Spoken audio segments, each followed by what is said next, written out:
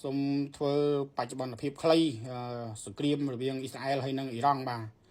រហូតមកដល់រសៀលនេះគឺខាងអ៊ីរ៉ង់បានប្រកាសជាផ្លូវការហើយលោកឧត្តមសេនីយ៍ហាសេនសាឡាមី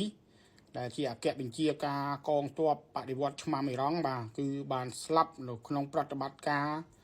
របស់អ៊ីស្រាអែលគេហៅថាប្រតិបត្តិការតោក្រោកឬគេហៅ Rising Lion បាទដែលបើកវាយបហាកាលពីព្រឹកព្រហៀមបាទព្រឹករំលងអាត្រៀតចូលដល់ថ្ងៃទី13ខែមិថុនា2025នេះហើយខាងអ៊ីរ៉ង់មុននេះប្រហែលម៉ោងគឺបានប្រឡែងដ្រូន200គ្រឿងបាទទៅលេងអ៊ីរ៉ង់ទៅលេងអ៊ីស្រាអែលហើយបាទហោះពេញមេឃទៅលេងអ៊ីស្រាអែលជាបណ្ដោះអាសន្នផ្សិនបាទហើយនៅពេលនេះអ៊ីរ៉ង់បានប្រកាសសង្គ្រាមជាផ្លូវការជាមួយនឹងខាងអ៊ីស្រាអែលដោយមានបើកផែនការក្នុងការវាយអ៊ីស្រាអែលនៅយប់នេះបាទ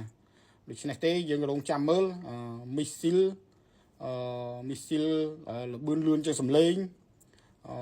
នឹងមីស៊ីលទំនើបផ្សេងទៀតក៏ដូចជាអាចនឹងមានការប្រើប្រាស់នៅអាវុធទំនើបដល់កម្រិតណា